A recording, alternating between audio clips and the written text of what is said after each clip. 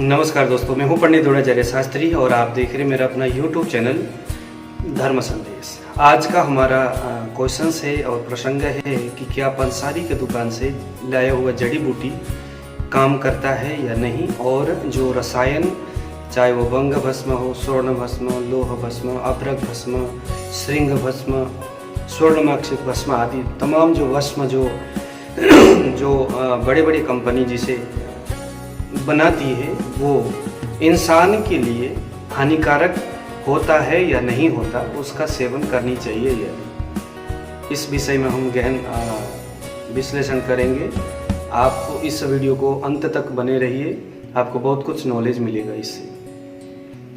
सबसे पहली बात हम करेंगे कि रसायन का सेवन करना चाहिए कि नहीं। पहली बात तो यह है कि कोई भी रसायन, चाहे वो अभ्रक भस्म हो, स्वर्ण भस्म हो, वंग भस्म या श्रृंग भस्म, यदि आप किसी वैद्य के घर में जाके, किसी वैद्य के पास जो कीमियागार हो, यानी वो वैद्य खुद अपने हाथों से रसायन का निर्माण करना जानता हो या करता हो, बस उसी वैद्य से ही अगर आप रसायन लेंगे बनवा करके, तब तो आपके लिए वो रसायन अमृत से भी अधिक गुणकारी होगा और आपके लिए बहुत अच्छा होगा, क्योंकि वह वैद्य आपके शरीर, प्रकृति और गुण और धर्म, आपके बलाबल और आपके सभी चीज़ों को ध्यान में रख करके उस रसायन का निर्माण करेगा। उसमें वो जो रसायन जब बनेगा तो उसमें होने वाली जो मध्यम, मंद और तीव्र उसमें डाली जाने वाली जो गुण है वो आपके शरीर के अनुकूल ही वो तैयार करके आपको देगा, तो वो रसायन आपके लिए बहुत उत्तम है। लेकिन जब हम बात करेंगे डाबर, वैद्यनाथ, पतंजलि आदि इन कंपनियों के द्वारा बना हुआ रसायन, चाहे वो कंपनी कितना ही महत्वपूर्ण विधि से बनाता हो, लेकिन वो मेडिसिन आपके लिए उस लेवल में काम नहीं करेगा जितना व्याख्यान हमारे सुश्रुत और इन आचार्यों ने अपने ग्रंथों में किया है। अब हम बात करेंगे कि किसी पंसारी के यहाँ से कोई जड़ी बूटी ले या नहीं ले। तो सबसे पहली बात तो ये है कि जिस पंसारी के यहाँ आप जा रहे हैं वो कितना ईमानदार है। यहाँ बात होती है ईमानदारी की, क्योंकि सभी वैद्य भी असली जड़ी बूटी को अपने आँखों से देखा नहीं है। आजकल वैद्यों में प्रैक्टिकल ये व्यवहार तो हो ही नहीं रहा है। जैसे पहले आयुर्वेद पढ़ने के लिए जो गुरुकुल में जाते थे, फिर उसको पढ़ाने की जो अलग अलग जो तरीकाएं होते थे, जहाँ पर जंगल में स्टूडेंट को लेकर के जाया जाता था, जड़ी बूटियों को नज़दीक से पहचान कराया जाता था, आदि इत्यादि काफ़ी मेहनत होती थी। लेकिन आजकल तो बस बुक्स को पढ़ लिया, या तो PDF को पढ़ लिया, या तो वीडियो को देख लिया, या कॉलेज में जाके पढ़ लिया, तो उतना पर्याप्त नहीं होता। इसीलिए बताया जाता है कि नया पंडित और पुराना वैद्य पूजनीय होते हैं। शायद इसीलिए बताया जाता होगा, क्योंकि वैद्य जो है जितना पुराना होगा उतना अनुभवी होगा इस चीज़ के लिए, और जो पंडित जी है जितना नया होगा उतना अभी अभी गुरुकुल से आए हुए गर्मा गर्म उसके मुंह में वेद के मंत्र है, तो बहुत मज़ेदार वो पाठ उसका करेंगे। जितना पुराना होते हुए जाएंगे वो वेद पाठ करने की जो तरीका है वो बेचारे वो भूलते जाएंगे। तो ये पंडित जी और अपना ये वैद्यों में ये एक असमंजस्य वाली बात है। अब क्या हुआ कि एक बार मैं चला गया, अब ये जो हम बात करेंगे पंसारी वालों की, तो कुछ बड़े दुष्ट प्रकृति के भी होते पंसारी वाले। उनको लगता है कि भाई हम तो बहुत पुराने हो गए, बहुत पुराने समय से हम इसको काम कर रहे हैं, जड़ी बूटी को जितना हम जानते हैं उतना कोई नहीं जानता।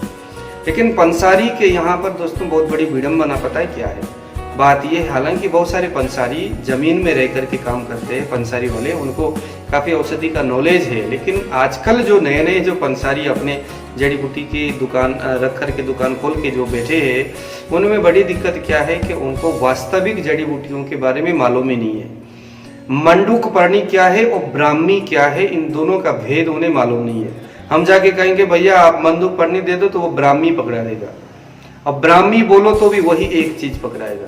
वो मंडूक पर्णी को ही सब लोग ब्राह्मी, मंडूक पर्णी, ब्रह्म पर्णी, ये तीनों को वो खिचड़ी बना करके रख लेते, और एक ही चीज को, हाँ जी हमें ब्रह्म पर्णी दे दो तो वही दे दिया, मंडूक पर्णी दे दो वही दे दिया। क्योंकि उनको पता नहीं होता ये, क्योंकि इसमें बड़ी समस्या क्या है कि वो इस चीज़ को थोड़ा स्टडी करे तो हो जाता है ना, स्टडी करे, थोड़ा पढ़े उसको।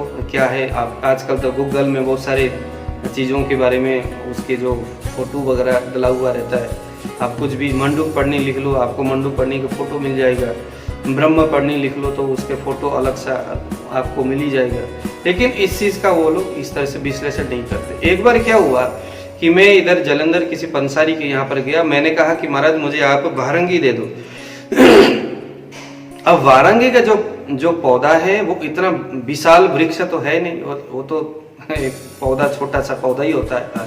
जैसे निर्गुंडी का जितना बड़ा होता है तकरीबन उतना ही वारंगी का मोटा थोड़ा सा डंडा होता है, और उसके पत्ते काफी ऐसे एक ही डंडे में काफी भरे हुए होते पत्ते।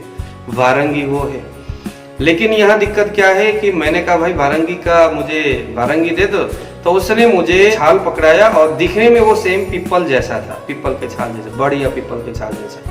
तो मैंने उसको कहा कि महाराज ये तो वारंगी तो ऐसा होता ही नहीं है, क्योंकि उसका छाल इतना मोटा तो कहाँ से आएगा, क्योंकि वारंगी तो ज्यादा से ज्यादा बड़ा होगा, निर्गुंडी के पौधे जितने बड़े होंगे उतना भी नहीं होता। तो फिर वो मेरे से बहस करने लग पड़ा। कहता है आपके तो अभी दाढ़ी भी सही तरीके से आया नहीं है और आप मेरे से बहस करते हो, हमारे तो 3 पुश्ते जो है इसमें काम करके मर चुके। तो फिर मैंने उसी दुकान में कई महीनों के बाद मैं फिर चला गया। मैंने कहा भाई मुझे गंबारी का फल दे दो। तो उसने मुझे दोस्तों गुलर का फल पकड़ा दिया। अब मुझे लगा कि इसको मालूम नहीं है कि कौन सा क्या चीज़ कैसा दिखता है। तो मैंने कुछ नहीं कहा, महाराज मुझे नहीं चाहिए। फिर मैंने थोड़ा सा दिमाग लगा कि यार ऐसा क्यों है, क्योंकि काफ़ी पुराना बंदा है, फिर ऐसा क्यों कर रहा है। तो फिर मैं काफ़ी पंसारी की दुकान में गया। फिर मैंने एक निष्कर्ष निकाला, ये जब इन्होंने ये दुकान प्रारंभ किया होगा और पहली बार जब कहीं दुकान में चले गए होंगे कहीं जड़ी बूटी खरीदने, तो इन्होंने कहा भाई मुझे गंबारी दे दो 1 बोरी। तो गंबारी के फल के करके वहाँ उनके सामने गुलर का फल रख दिया गया। कहा कि हाँ जी ये ले लो गंबारी का फल। अब इसको पता तो है नहीं गंबारी क्या गुलर क्या है, तो उसी गुलर के फल को ही ये गंबारी समझ बैठा। तब से आज तक कई पुश्ते हो गए, इसके बाप दादा भी उसी गुलर के फल को ही गंबारी समझ रहे थे। तो दिक्कत यही है कि वो जो चीज़ है जो हमने खरीद के लिया है उसके हकीकत कैसा दिखता है वो इन्होंने उसको रिसर्च करने का कभी प्रयास नहीं किया। उसके गुण धर्म की बात तो कुछ नहीं है। और जब हम खरीदने के लिए जाते हैं तो फिर हमारे से वो बहस करने लग पड़ते हैं। तो दोस्तों यही कारण है। तो इसका निष्कर्ष तो यही है कि अगर आपको मालूम है कि कौन सा, मतलब कि आपको मैंने बताया कि सर आप ये जड़ी बूटी लेने के लिए आप जाइए, आप पंसारी के यहाँ जाए, उससे पहले ज़रूर आप गूगल में जा कर के उसके पौधे नज़र कैसे आता है, दिखता कैसा है, उसका आप ज़रूर विश्लेषण करके उसको अच्छी तरह से समझ करके आप चले जाना। क्योंकि जो चीज़ आपके सामने वो रखेंगे शायद उन्हें भी मालूम नहीं होता कि ये वही है या कुछ और है। क्योंकि वो जब पहले बार जब दुकान खोल करके जब बैठे, जब पहले बार जब वो गए होंगे बड़े दुकानों में, तो उनको वही बोल करके दिया गया और उन्होंने माना कि भाई ये तो वही चीज़ होगा। तो तब से आज तक वही मानते आ रहे, किसी ने प्रतिकार नहीं किया। तो इसमें अब गलती उनकी बस इतनी सी है कि वो उन्होंने कभी इसमें स्टडी नहीं किया, रिसर्च नहीं किया, जानने का कभी प्रयत्न उन्होंने नहीं किया। क्योंकि दुकानदारी ये चल ही रहा है, लोग मांगते लेके दे देते और इसका कोई साइड इफेक्ट तो है नहीं, तो बस चलती का नाम गाड़ी है, चला ही रहे। इसीलिए दोस्तों आयुर्वेदिक जड़ी बूटी, आयुर्वेदिक दवाई हम कहते हैं ना, लोग कहते हैं कि उस लेवल में काम नहीं करता। काम न करने का मुख्य एक कारण यही है कि इसमें बस ये घोटालाबाजी हो रहा है। ये कहाँ हो रहा है, कितना हो रहा है, ये जो दे रहा है उसको भी नहीं मालूम होता। इसीलिए जड़ी बूटी का असली इसका जो फल है, इसकी जो फायदा है, अगर आप देखना चाहते हो तो जरूर आप खुद ताजा जड़ी बूटी को कलेक्शन करके आप ले आइए और उसका निर्माण करके आप इस्तेमाल करने का प्रयास करिए। तो आपको जल्दी ही और बहुत बढ़िया आपको इसका बेनिफिट नजर आएगा। दोस्तों आज मुझे दीजिए विदा। जय श्री।